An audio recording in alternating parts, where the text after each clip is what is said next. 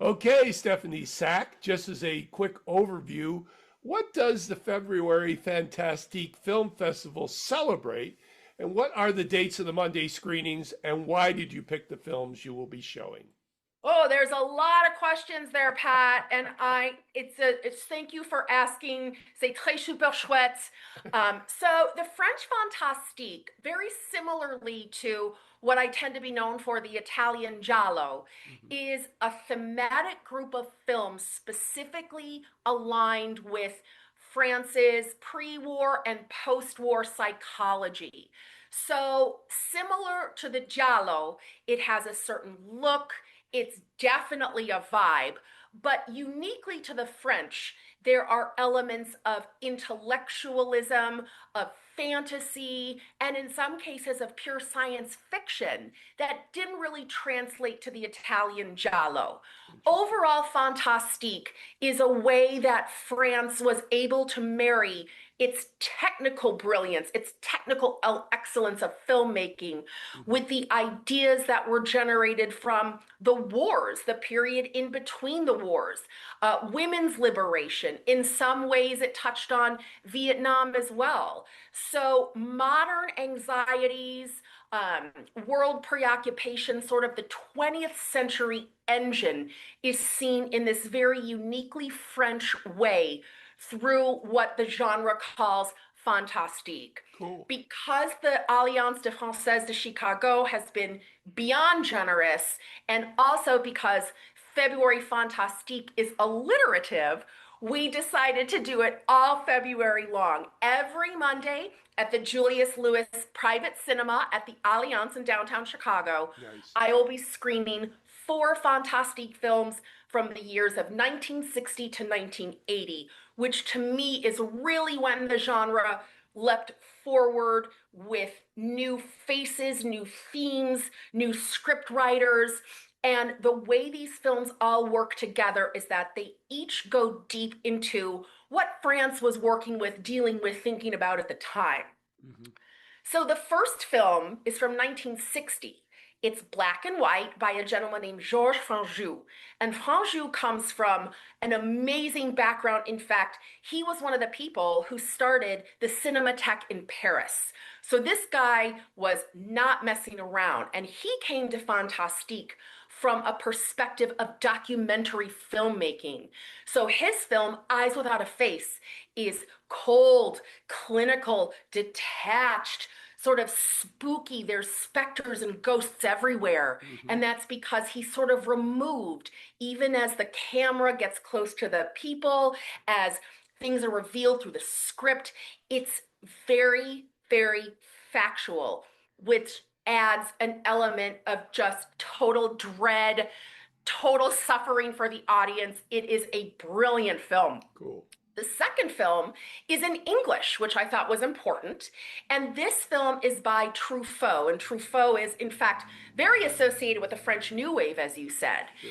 And in 66, 67, he tackled Fahrenheit 451, which, of course, was written by one of our local guys, Ray Bradbury. Sure. And that really spoke to the tension around Vietnam, things happening that were attacking free speech, the idea of the press being confined, of literature being stolen. So, unfortunately, that is still a very prescient theme.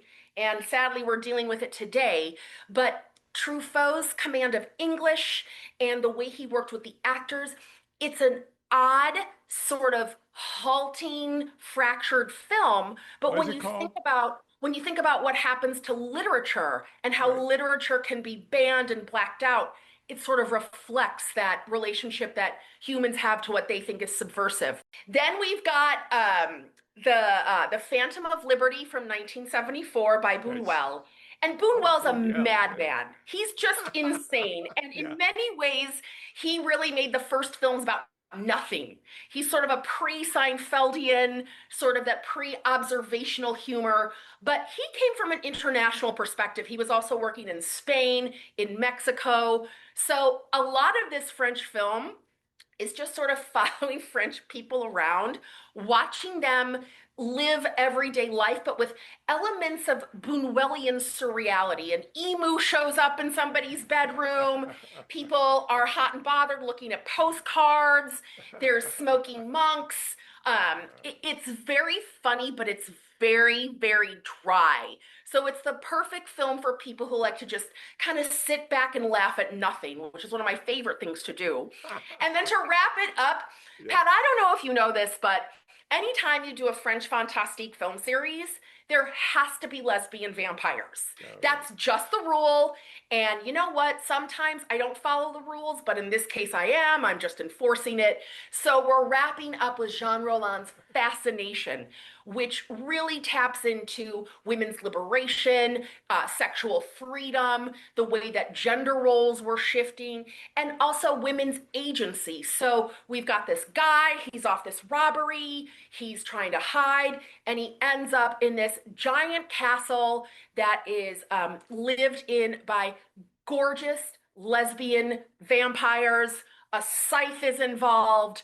That's all I'm going to say about that. But that's my French Fantastique film series. So awesome. So historically, why do you think this period in cinema arts emerged in France? And how did one film inspire the other, or in the roots in 1960, how did that expand outward to create the So Fantastic movement? 1960 is really a flashpoint when it comes to modern cinema. And there are three films that really encapsulate the massive changes that film saw. And they are in no particular order. Psycho, which is another black and white film. Then there's Peeping Tom, which is glorious, lurid color. I love that. And then there's this one, which is, of course, French, Eyes Without a Face. And between these three films, 1960 just changed a lot about what we would call modern horror.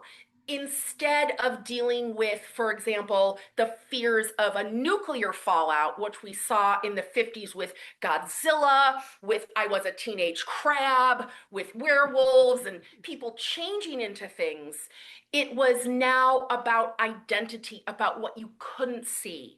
So it's all about faces, it's all about perception. And you really see that in Eyes Without a Face, and you really see that wrapped up in Fascination as well. What are other people thinking about you? And how can you manipulate that for good, bad, or otherwise? Nice. I also think when we see Fahrenheit 451, there was a lot more attention to the Red Scare at that point, Right. and it was all about the freedom of being intellectual, freedom to express yourself. So I think Fahrenheit 451 taps into those anxieties in a way that's very tangible. The idea of books being burned is there's a visceral experience to it that really fuels that fear, that anxiety. And then you've got the Phantom of Liberty. Interestingly, that's a reference to a communist manifesto. And the Phantom of Liberty really taps into the shift from the pre-war European way of living, where you had huge spaces, things were handed down in families, money was very concentrated at the top. And very quickly, after over the 50s, Europe and France in particular really changed. And there were the bourgeois who came into being with pocket money and with education. And that shift between what was, I'm going to call very casually, the feudal system to what we know now as, people being able to shift up and down in class was very new to Europe. And this film really plays around with that. Purpose. Okay. Outside of just the film screenings, you have guests, photo ops, discussions. How will this atmosphere and your guests expand on the films that you're showing? Pat, one of the things that breaks what is left of my cold, dead heart is when I see a film and there's no host or hostess. Right. Like you sit down in these theaters, you've left the house, you've spoken whatever language you're speaking to make it happen, and then you sit down and there's no red carpet, there's no ramp up, you just go into the movie. Right. And for someone like me, who's a nerd and who knows a lot about the film, that's probably okay.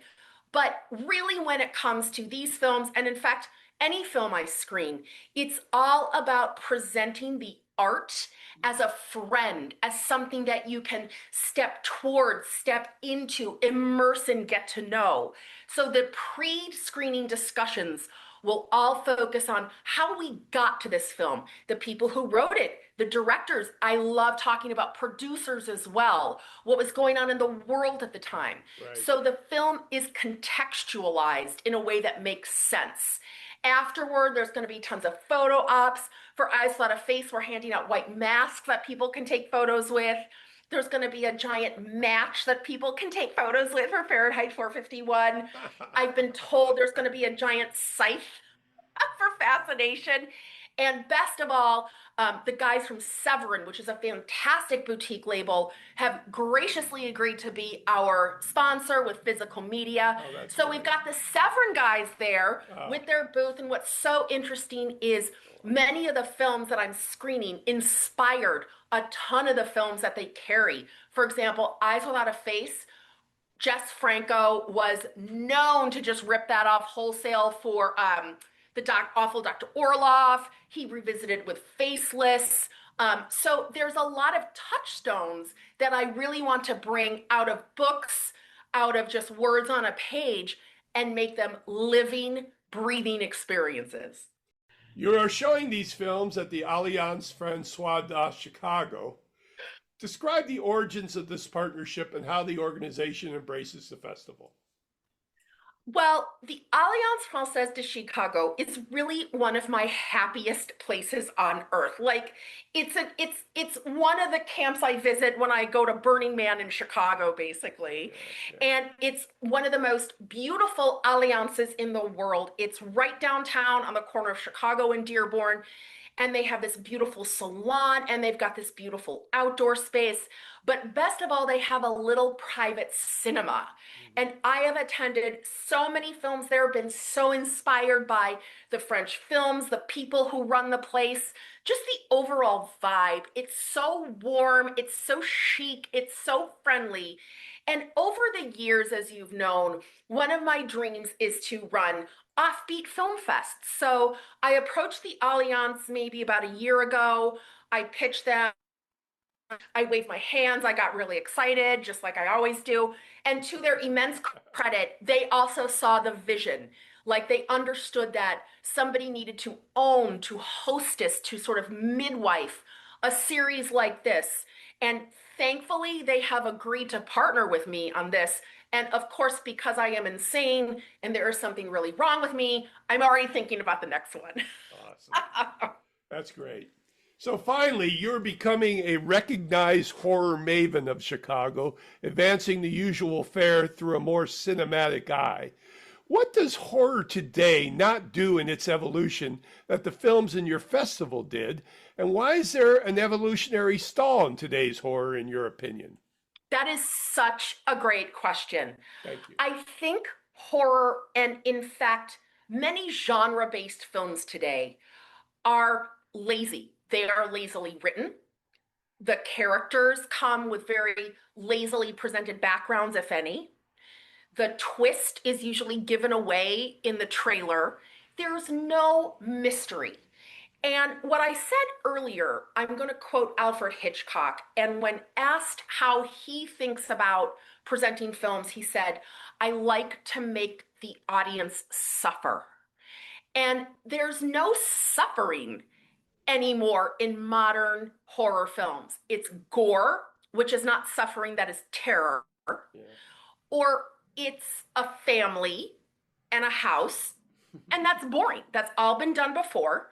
And in many ways, there's nothing new under the sun when it comes to modern horror films.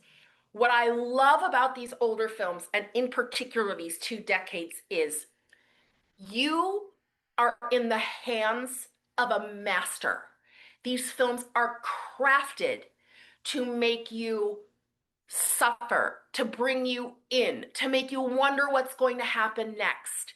And when things are revealed, it's a real reveal. Like nothing you thought is what it is. And I love that these films assume an audience is intelligent and the audience wants to come along on the journey. And when it comes to Fantastique, it's all a journey. In one of these cases, there is no plot to the film. You're just kind of riding along. In another case, you're hanging out with lesbian vampires. So it's a totally different kind of journey. But when you are in the hands of a master, when you are in the hands of somebody who is crafting a film for a cinematic experience, it is light years ahead of, unfortunately, what we're shown today. This is Patrick McDonald for HollywoodChicago.com. Copyright 2026.